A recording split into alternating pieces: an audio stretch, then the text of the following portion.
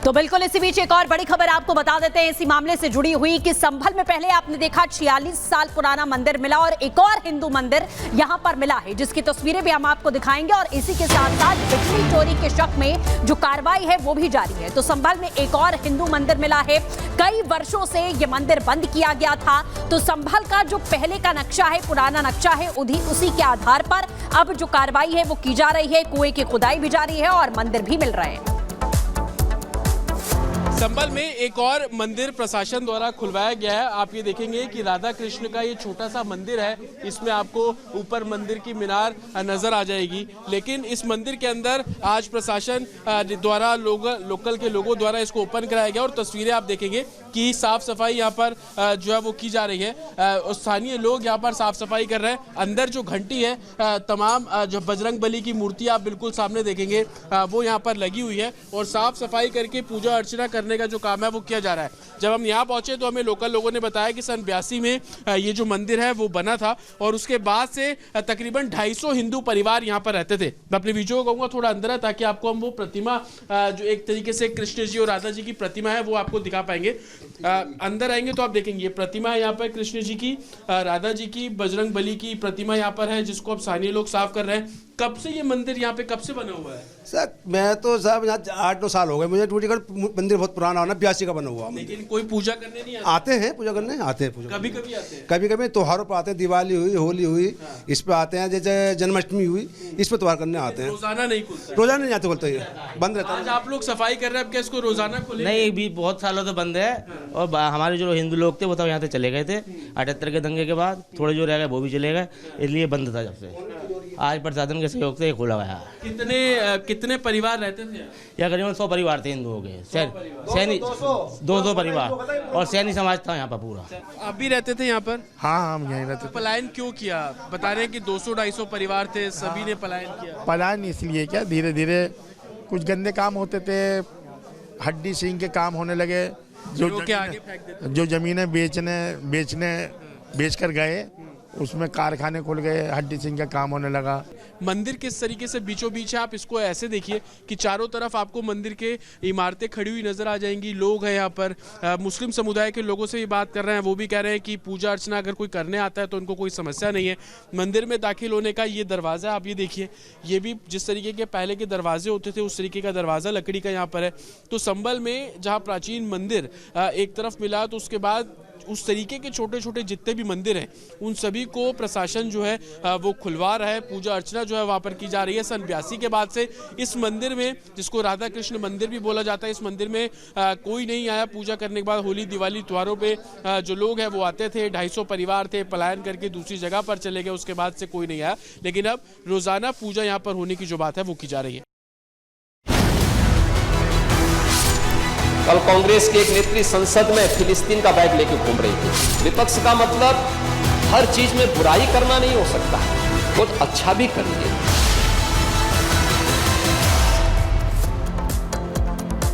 तो योगी आदित्यनाथ ने आज विधानसभा में बिना नाम लिए प्रियंका गांधी वाड्रा पर जमकर हमला बोला। उन्होंने साफ तौर पे जिस तरीके से प्रियंका गांधी फिलिस्तीन का बैग लेकर के संसद पहुंची थी, इस पर उन्होंने बड़ा हमला बोला। और वो ये कह रहे हैं कि कैसे इनकी वो सोच नजर आती है जो फिलिस्तीन का बैग लेकर के पहुंची थी प्रियंका गांधी वाड्रा, जिस पर एक बड़ा हमला बोल रहे हैं योगी आदित्यनाथ। फिलिस्तीन का बैग लेकर घूम रही हैं, ये कहा। यूपी के युवा इजराइल जा रहे हैं, क्या कहा है सुनिए। कल कांग्रेस की एक नेत्री संसद में फिलिस्तीन का बैग लेकर घूम रही थी और हम यूपी के नौजवानों को इजराइल भेज रहे हैं। वहां पर यूपी के अब तक लगभग 5600 से अधिक नौजवान इजराइल गए हैं निर्माण कार्य करने के लिए। और हर नौजवान रहने का फ्री, खाने का फ्री और 1.5 लाख रुपए उसको वहां पे अतिरिक्त मिल रहे हैं और पूरी सुरक्षा की गारंटी भी है। कल कांग्रेस की एक नेत्री संसद में फिलिस्तीन का बैग लेकर घूम रही थी और हम यूपी के नौजवानों को इजराइल भेज रहे हैं। वहां पर यूपी के अब तक लगभग 5600 से अधिक नौजवान इजराइल गए हैं निर्माण कार्य करने के लिए। और हर नौजवान रहने का फ्री, खाने का फ्री और 1.5 लाख रुपए उसको वहां पे अतिरिक्त मिल रहे हैं और पूरी सुरक्षा की गारंटी भी है। और इस वक्त दो सहयोगी कोमल और महिमा हमारे साथ में जुड़ चुके हैं, लेकिन सबसे पहले महिमा का रुख करते हैं। महिमा, जिस तरीके से फिलिस्तीन का बैग लेकर संसद पहुंचती हैं प्रियंका गांधी, जब सवाल पूछा जाता है तो गोलमोल जवाब देती हैं और कहती हैं कि कोई मुझे बताएगा नहीं कि मुझे क्या पहनना है। सवाल फिलिस्तीन के बैग का है, ना कि पहनावे का। महिला की मर्जी होती है, उसे पता होता है कि उसे क्या पहनना है, लेकिन जब आप एक सांसद होती हैं तो आप ऐसी चीज़ें नहीं ले जा सकती जिससे देश की भावना यहाँ हो। तो हमने तस्वीरों में देखा, जिसके बाद प्रियंका गांधी वाड्रा का बैग नजर आया। प्रियंका गांधी वाड्रा के इस बैग में ऑलिव पट्टी होती है, जहाँ पर साफ तौर पर हम ये समझ सकते हैं कि फिलिस्तीन में ऑलिव की खेती की जाती है। वहाँ पर एक वाटरमेलन का इमोजी था और इसके अलावा कबूतर का इमोजी भी वहाँ पे नजर आया, जिसमें कि फिलिस्तीन में शांति का प्रतीक माना जाता है। तो जाहिर तौर पर हम समझ सकते हैं कि प्रियंका गांधी वाड्रा यहाँ पर फिलिस्तीन का समर्थन करते हुए नजर आ रही है। अब उत्तर प्रदेश के मुख्यमंत्री योगी आदित्यनाथ कह रहे थे, वो आप अभी ऑलरेडी सुनवा भी रही थी, उन्होंने साफ साफ कहा कि हजारों की संख्या में युवा जो है वो उत्तर प्रदेश से इजराइल गए हैं काम करने के लिए। एक तरफ आप यहां से युवाओं को वहां पर भेजते, उसका आप समर्थन करते, वहीं पर आपका डबल स्टैंडर्ड यहां पर नजर आ रहा है। तो जाहिर तौर पर बीजेपी सवाल दिखाने की जरूरत क्या है? फिलिस्तीन के जो एम्बेसडर है उनसे भी मुलाकात की गई थी प्रियंका गांधी की ओर से पिछले दिनों। कोमल भी इस वक्त हमारे साथ जुड़ी हुई है। कोमल, सवाल तो यही है कि आखिर क्या बताने की कोशिश कांग्रेस करना चाहती है कि फिलिस्तीन का सपोर्ट करो, फिलिस्तीन क्या कर रहा है वो तो सबके सामने है, फिर भी इस तरीके की मंशा? बिल्कुल, देखिए इसी को लेकर के मुख्यमंत्री योगी आदित्यनाथ पूरी तरह से आक्रामक नजर आए हैं। उन्होंने साफ तौर पर यह भी कहा कि विपक्ष ने ये जो मुद्दा उठाया है उसकी कोई जरूरत नहीं थी। ये मुद्दा जो है पूरी तरह से अपने आप में ही तथ्यहीन है, क्योंकि एक तरफ से बात करें, देखिए अगर इजराइल की बात करें, हिंदुस्तान की बात करें, बेहद ही पुरानी दोस्ती है। हमेशा विपरीत परिस्थितियों में दोनों देश जो है एक दूसरे के साथ खड़ा रहा है।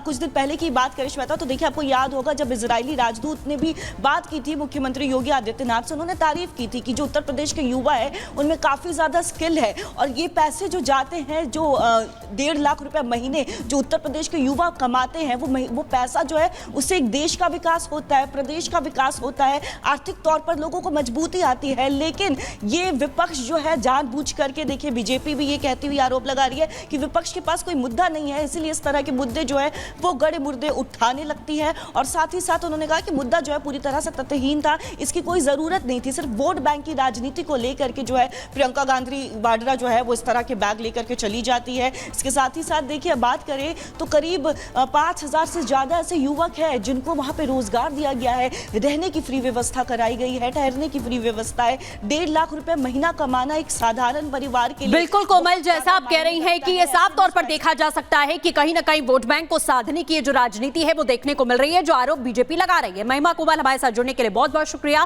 फिलहाल